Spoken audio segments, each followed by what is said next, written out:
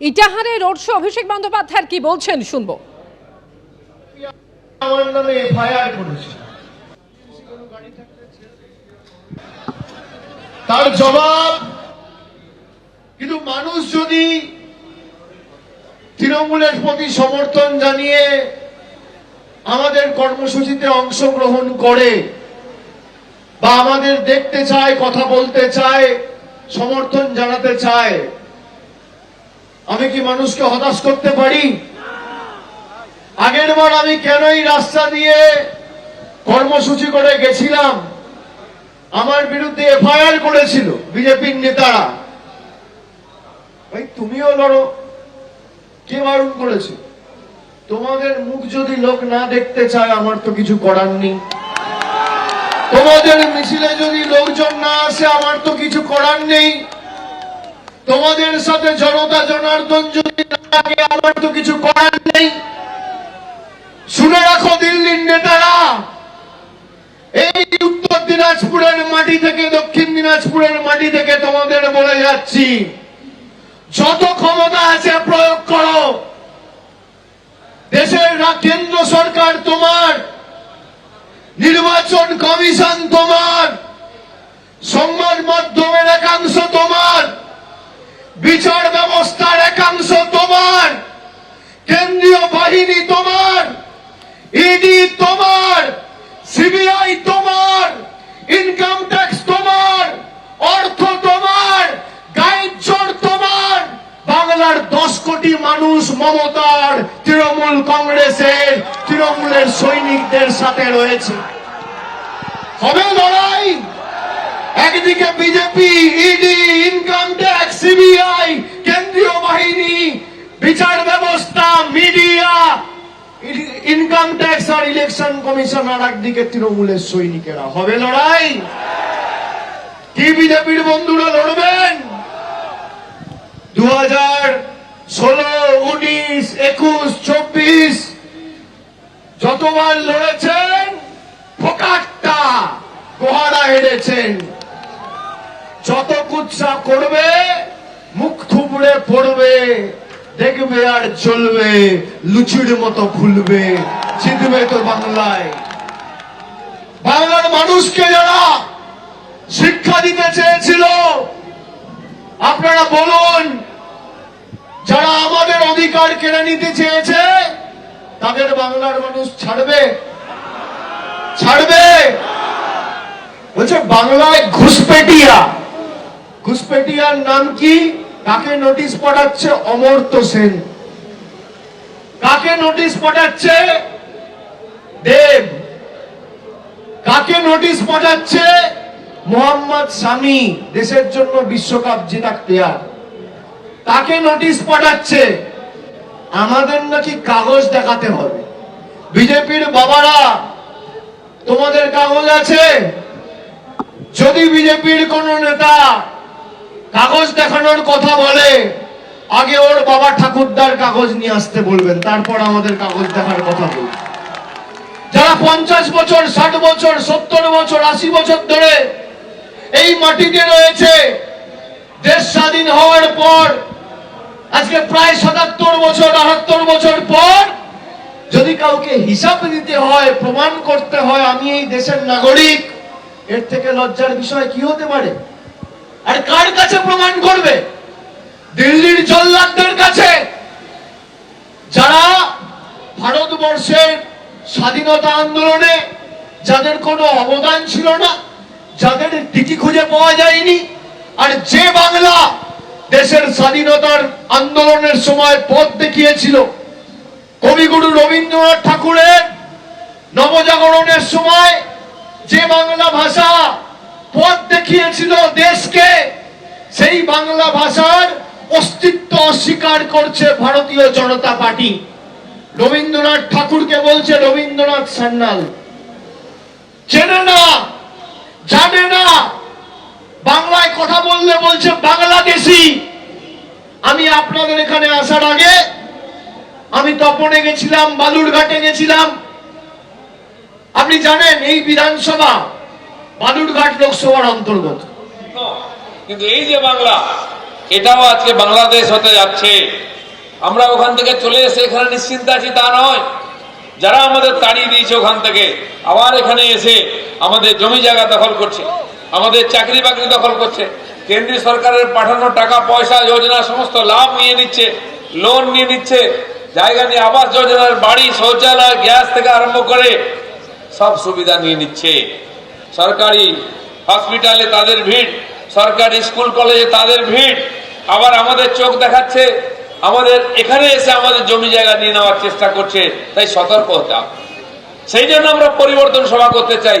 আর একবার ওপাশে পূর্ব বাংলা, আর একবার পূর্ব বাংলাদেশ আমরা তৈরি হতে দিতে চাই না। তাই নরেন্দ্র মোদীর নেতৃত্বে সারা ভারত আজকে জেগেছে, একত্রিত হয়েছে। কেন্দ্রে তিনবার তিনি প্রধানমন্ত্রী হয়েছেন, একাধিক প্রায় 19-20টা রাজ্যে আজকে বিজেপি সরকার আছে, কিন্তু আসল জায়গা পশ্চিমবঙ্গ যেটা বাঘের মুখে আছে, অর্ধেক চলে গেছে, অর্ধেক যেতে বসেছে, সেখানে আমাদের অন্তিম লড়াই। তাই দাঁত চেপে লড়ছি আমরা বছরের পর বছর। 250 কর্মীকে বলিদান দিতে হয়েছে, এই রাজনীতি হিংসার বলি হয়েছে, টিএমসির হাতে মারা গেছে। তাদের স্বপ্নকে সফল করার জন্য এবং এখানে নিশ্চিন্ত হয়ে এই ভূমিতে বাঁচার জন্য আমরা এই বাংলায় পরিবর্তন চাই। সারা দেশ পরিবর্তন হলেও হবে না যতক্ষণ না পশ্চিম বাংলায় পরিবর্তনের বিজেপি সরকার হচ্ছে, কারণ সবচেয়ে বেশি অনুপ্রবেশ এইখানেই হচ্ছে। এই 2219 কিলোমিটার যে বাংলাদেশের সঙ্গে পশ্চিমবাংলার বর্ডার, সেটা সবচেয়ে বেশি টেনশনে, সবচেয়ে বেশি সেনসিটিভ, অসুরক্ষিত আছে। এখনো 400-500 কিলোমিটার জায়গার কাঁটাতারের বেড়া দেওয়া যায়নি, কারণ মমতা ব্যানার্জি চান না বেড়া হোক, তাই জায়গা দিচ্ছেন না। কেন্দ্র সরকার টাকা দিলেও জমি দিচ্ছেন না। কিন্তু আমাদের মাননীয় গৃহমন্ত্রী অমিত শাহ তিনিও বলেছেন আমি বেড়া দিয়েই ছাড়বো।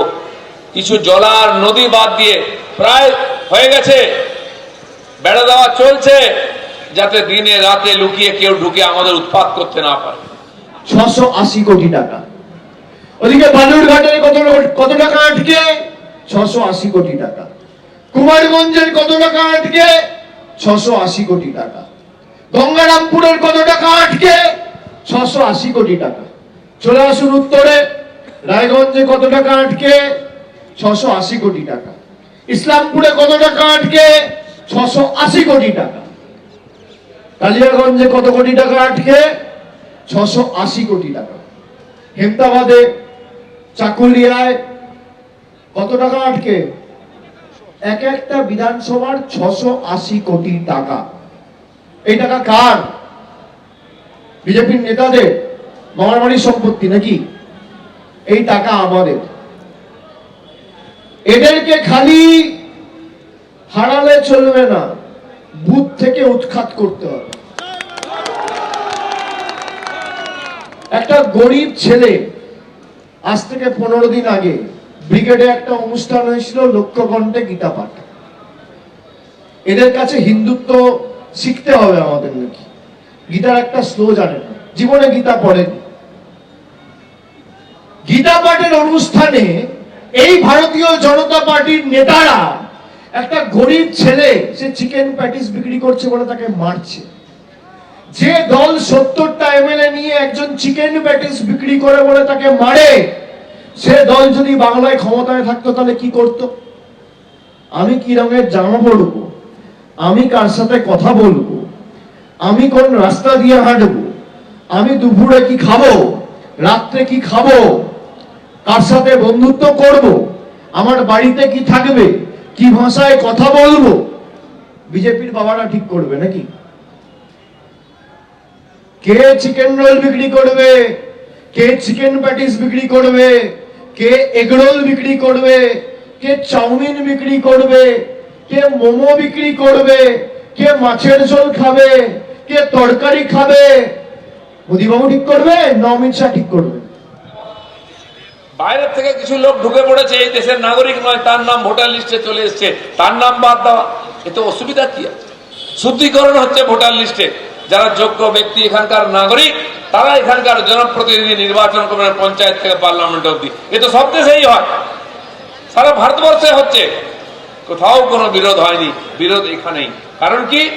এখানে 58 লক্ষ বাদ চলে গেছে নাম, যে নাও আছে ভোটার লিস্টে অত ফর্ম ফিল আপ করেনি, কেউ ফর্ম নিতে আসেনি, 18 লক্ষ হয়ে গেছে।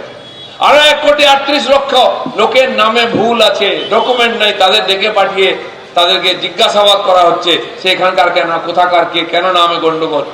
কিছু নাম বাদ যাবে। এখান থেকে মমতা ব্যানার্জি ভয় পেয়েছেন, কারণ তিনি যেখানে এমএলএ হন ভবানীপুরেতে 44,500 নাম বাদ গেছে, ওখানে আরো বাদ যাবে। তাহলে 10-20 হাজার 30 হাজারে ভোটে যেতেন, সেটা তো উড়ে যাবে। তিনি যেই নন্দীগ্রামে গেছিলেন লড়তে, মেদিনীপুরের লোকেরা যোগ্য জবাব দিয়েছে, ওখানে ছাপ্পা ভোট নাই, মাত্র 10,000 বেরিয়েছে, যারা মারা গেছেন তাদের নাম।